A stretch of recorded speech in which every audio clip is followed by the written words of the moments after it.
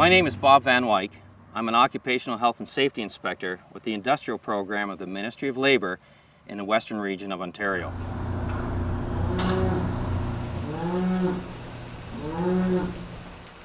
Today I'm at Clover Mead Farms, a dairy farm in southwestern Ontario. I'm going to show you what a Ministry of Labour inspector typically does on an inspection on a farming operation. Before we start a farm inspection, we always ask the farmer what kind of biosecurity protocols are in place on the day that we're visiting. It's Bob Van Wyk calling from the Ministry of Labour.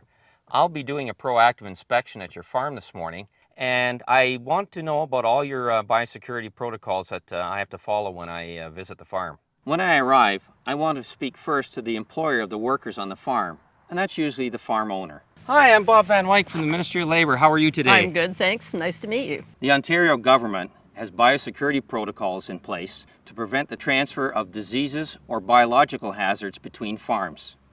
These protocols are followed by all government workers, including those at the Ministry of Labour. Biosecurity protocols vary from farm to farm. Swine and poultry have very high levels of biosecurity protocols in place compared to other types of farming operations like cattle, dairy or beef, greenhouses, and crops. I carry a biosecurity kit in my vehicle at all times. Our biosecurity kit contains such things as disinfectants, clean coveralls, gloves, boots, and respirator masks. For today's visit, before I park, I will be signing in onto the farm property, and then I will be parking my vehicle in a designated parking area.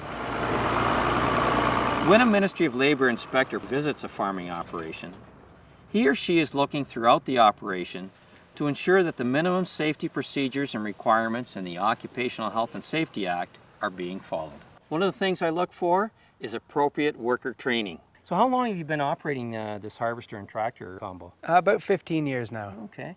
Who trained you to operate the equipment? Both the dealer who sold us the equipment and my father and my grandfather. Actually, all three of those trained me. Is it important for me to document each time I have trained somebody on a procedure? By keeping your training documented, everybody that's authorized to use equipment gets the same message.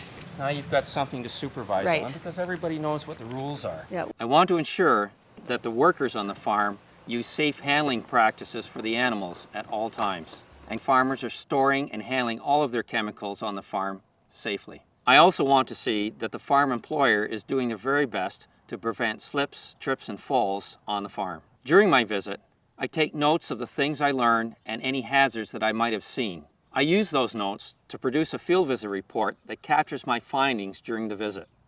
A copy of the report is then left at the farm. Before I leave the farm, I clean my boots and remove my coveralls and put the coveralls in a plastic bag to be laundered before my next farm visit.